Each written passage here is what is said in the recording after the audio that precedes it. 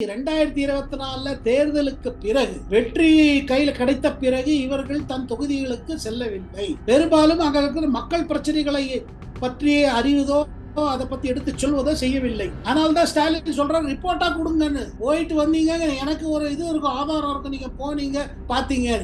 இது ஒரு விதத்துல பாத்தீங்கன்னா மக்கள் அதிருப்தி இருக்குதாக ஒத்துக்கிற மாதிரி ஒரு முடிவுங்க.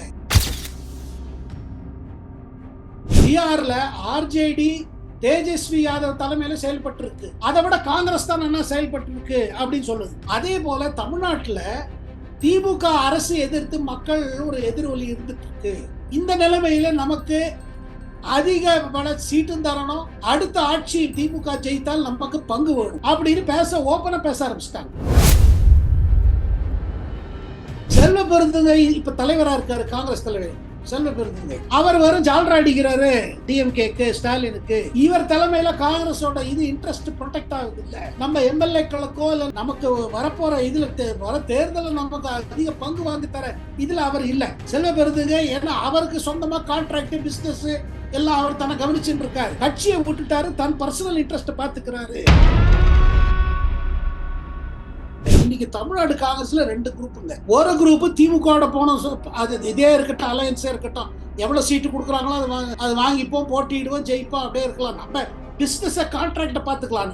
அது செல்வ பெருந்தகை லைன். இன்னொரு லைன் என்னன்னா, நம்ம why not we go with Vijay, Tamil வெற்றி கட்சி கூட ஏன் போக கூடாது. இந்த மேட்டர் இவர் வரல் போயிருக்கு, கேசி வேணுகோபால் போயில், ராகுல் காந்தியிட போயிருக்கு. ராகுல் காந்திக்கும் ஸ்டாலினுக்கும் நல்ல ஒரு, சோனியா காந்திக்கும் ஸ்டாலினுக்கும் நல்ல ஒரு பர்சனலும் நல்ல கெமிஸ்ட்ரி ஒரு பக்கம். ஆனா அதே நேரத்தில் தமிழ்நாட்டுல காங்கிரஸோட ஃபியூச்சர் எத்தனை நாள் நம்ம இந்த மாதிரி கை கட்டிட்டு சீட்டை வாங்கி ஆட்சியில பங்கு எப்ப கிடைக்கும்? இப்ப அடுத்த வார இந்த தேர்தலுக்கு பிறகு தலைமையே மாறப்போகுது. திமுக ஆட்சிக்கு மீண்டும் வந்தால் கட்டாயமாக உதயநிதி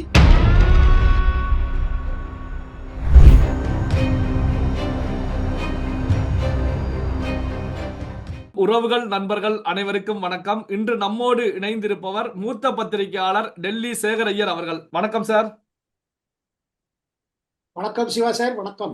இப்போ தமிழக முதலமைச்சர் மு.க. ஸ்டாலின் அவர்களை பொறுத்தவரைக்கும் நாடாளுமன்ற உறுப்பினர்களுடைய ஆலோசனை கூட்டம் ஒன்று நடத்தியிருக்காங்க. அந்த கூட்டத்தின் அடிப்படையில் தான் தமிழகத்தில் இருக்கக்கூடிய 39 நாடாளுமன்ற உறுப்பினர்களும் அவர்களுடைய தொகுதியில இனி வாரத்திற்கு 4 நாட்கள் தங்கி இருக்கணும். அதே நேரத்தில் 15 நாட்களுக்கு ஒரு முறை அந்த தங்கி இருந்து அவர்கள் செய்த பணிகள் குறித்த ரிப்போர்ட்டை என்கிட்ட கொடுக்கணும் அப்படிங்கிற அறிவுறுத்தலை முன் வச்சிருக்காங்க. 4.5 ஆண்டுகள் முடிந்த நிலையில இது போன்ற ஒரு அறிவிப்பை எம்பிக்களுக்கு முன் வச்சிருக்காங்க.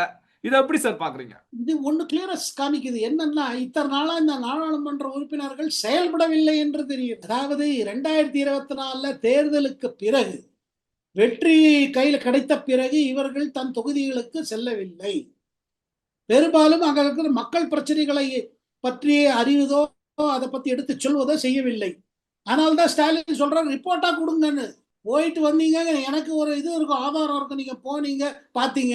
இது ஒரு விதத்துல பாத்தீங்கன்னா மக்கள் அதிருப்தி இருக்குதாக ஒத்துக்கிற மாதிரி ஒரு முடிவுங்க. ஏன்னா இந்த வேலையை மாநில சட்டசபை உறுப்பினர்கள் செய்ய வேண்டிய வேலை, அவங்க தொகுதியில் இருக்கிற பிரச்சனையை சொல்ல வேண்டிய வேலை. இதை தவிர்த்து பாராளுமன்ற உறுப்பினர் வேலையும் அதே தான். ஒரு பாராளுமன்ற தொகுதியில எத்தனை மாநில சட்டசபை இது இருக்குதோ, தொகுதிகள் இருக்குதோ, அங்க இருக்கிறத அறிந்து திமுக தலைமைக்கும் சரி தமிழ்நாடு அரசுக்கும் சொல்ல வேண்டிய பொறுப்பு இருக்குது. ஆனா இதெல்லாம் செயல்படவில்லைன்னு தெரியுது. அதனால காரணம் என்னன்னா, டிஎம்கே தலைமைக்கு கிடைக்கிற சர்வே ரிப்போர்ட் எல்லாம் பாத்தீங்கன்னா மக்கள் அதிருப்தியை காமிக்குது. அந்த அதிருப்தி பாருங்க, அந்த தொகுதி, ஒரு குறிப்பிட்ட தொகுதியோட அமைச்சரோ அல்லது குறிப்பிட்ட தொகுதியோட எம்எல்ஏ மேலேயும் ஒரு கேள்விக்குறி வருது. இந்த நேரத்தில் இன்னும் இருக்கிற ஒரு 5-6 மாசத்தில் சீக்கிரமா ஏதாவது நம்மளால செய்ய முடியுமா? போய் இவங்க கண்டுபிடிச்சிட்டு வந்தாங்கன்னா சரி, இந்த இடத்துல இதை ஏதாவது செய்வோம்.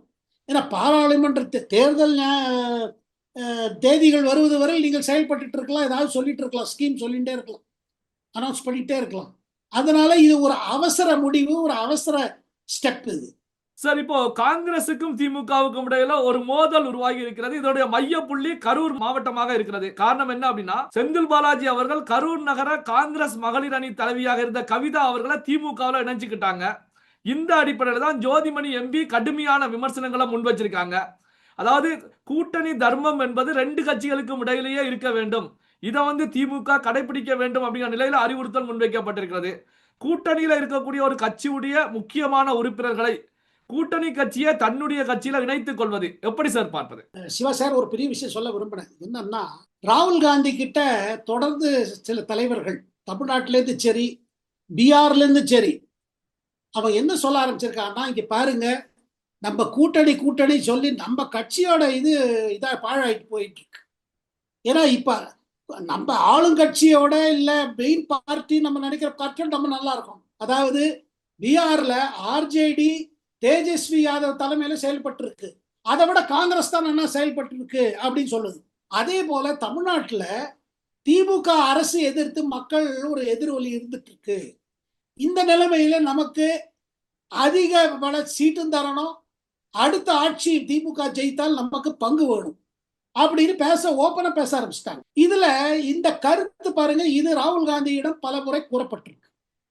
இந்த தலைவர் இவர்கள்ல யார் மூலமா போறாங்கன்னா, கேசி வேணுகோபால் இருக்கார் பாருங்க, ஏஐசிசி ஜெனரல் செக்ரட்டரி, அவர் மூலமாக இந்த கருத்தை தெரிவிச்சுட்டு பாருங்க. சும்மா திருப்பி 5 ஆண்டு காலம் நாங்க சும்மா எம்எல்ஏ இருந்த பிரயோஜனம் இல்லை. திமுகக்கு பல இது இருக்குது. கூட்டணியிலேயே ரொம்ப பலமான கட்சி நம்ம தான். அண்ட் போன தடவை நமக்கு 25 சீட்டு தான் கொடுத்தாங்க. அதுல நம்ம எவ்வளவு ஜெயிச்சோம்? 19 என்ன ஜெயிச்சாங்க போல. அதனால நமக்கு அதிகமாக சீட்டு வேணும் அண்ட் கட்டாயமாக ஒரு உறுதி வேணும், நம்ம இது பண்ணணும்னு, ஆட்சியில பங்கு வேணும்னு பேச ஆரம்பிச்சிட்டாங்க.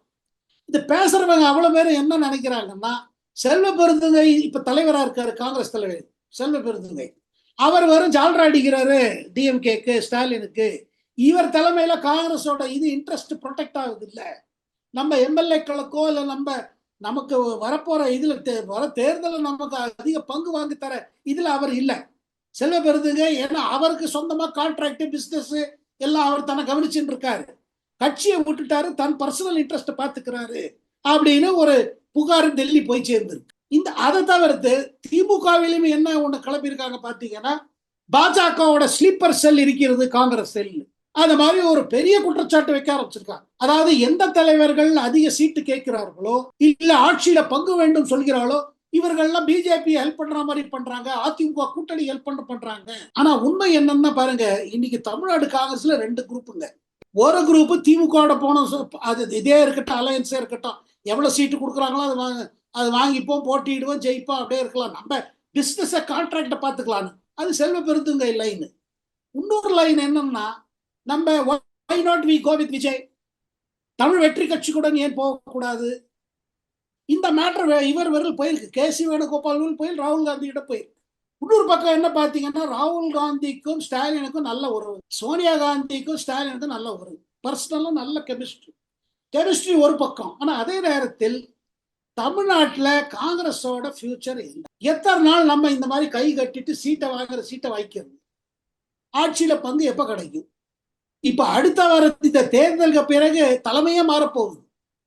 திமுக ஆட்சிக்கு மீண்டும் வந்தால் கட்டாயமாக உதயநிதி முதல்வர் ஆயிடுவார்.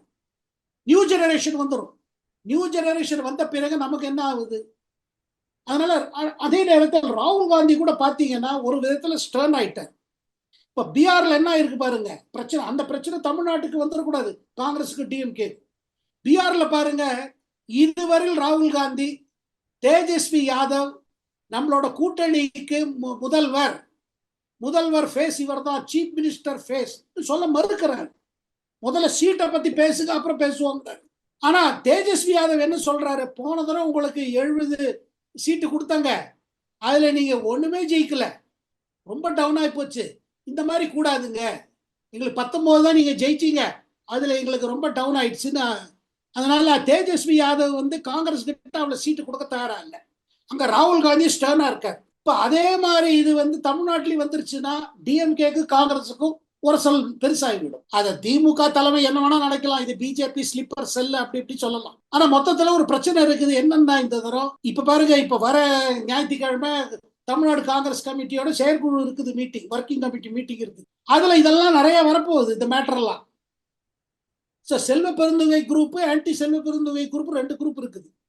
ஒன்னு விஜயோட போன சொல்ற குரூப், ஒன்னு டிஎம்கேல இருக்கலாம் சொல்ல குரூப். ஆனா எல்லா கருத்து இவர் எடுத்து சொல்ல போறாரு. யாரு? கிரீஷ் சண்டோக்கர்ன்றவர், ஏஐசிசி தமிழ்நாடு இன்சார்ஜ், அவர் கோவாவை சார்ந்தவர். அவர் இந்த விஷயம் எடுத்து மேல சொல்லுவார். மொத்தத்துல ஒண்ணுங்க, திமுகவுக்கு இப்ப பிரஷர் வர ஆரம்பிச்சிருச்சு. எதை ஒதுக்கீடு அதிகப்படுத்தணும், அப்படி பண்ணலைன்னா நாங்க விஜயோட போலான்னு ஒரு மிரட்டல் இருக்கும் காங்கிரஸ் தரப்பிலிருந்து.